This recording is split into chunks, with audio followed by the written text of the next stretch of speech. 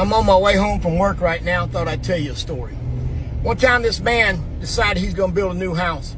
And when he built his house, he decided he'd give Jesus his very own bedroom. So when he went to go make his bedroom, he wanted Jesus' room right across the hall from his. He did everything. I'm talking about he put marble floors down.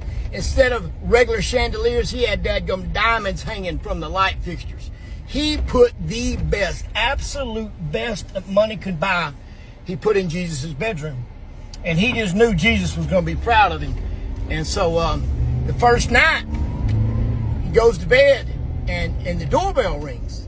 And he goes downstairs and there was a demon at the door. I mean, a demon itself. He answers the door and he looks around and, you know, where's Jesus? But there wasn't no Jesus. And that demon just whooped the mess out of him.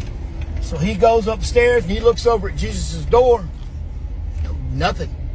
So the next day, he's kind of mad about it, but he don't say nothing to Jesus. He just like, well, maybe, you know, maybe he was sleeping real hard. I don't know. And then the next night, he hears another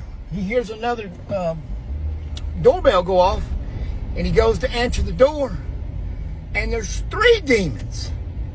And he looks around for Jesus. There's no Jesus. And I'm talking about they whooped that man within inches of his life. The man had to crawl back up the stairs. He couldn't even walk. He crawled up there, and boy, he looked over at Jesus' door, and he was really upset. Where in the world was Jesus?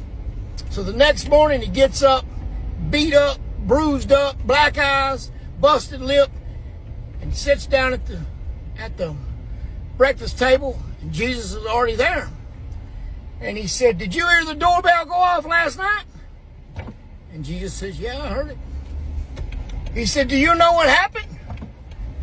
And he said, what happened? And he told him what happened. And he said, well, what I want to know is, where was you at? And he said, well, see, what happened is when you made this house, you gave me one room. You gave me a bedroom. You made me the Lord over that room. You didn't make me the Lord over the whole house. And he said, oh my God, I made a huge mistake. I am so sorry. He said, man, I'm sorry. This whole house is yours.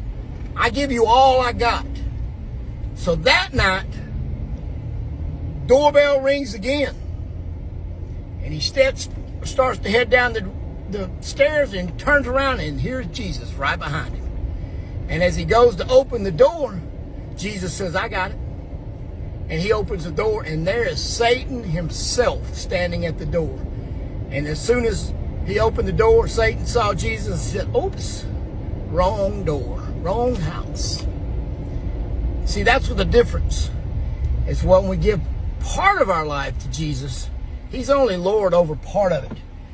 And then we struggle and we fight, and we can't seem to conquer these demons. We can't seem to overcome our struggles because we hadn't given him our whole life. It's time to quit playing it safe. It's time to give him all you got. Give him the whole house, top to bottom.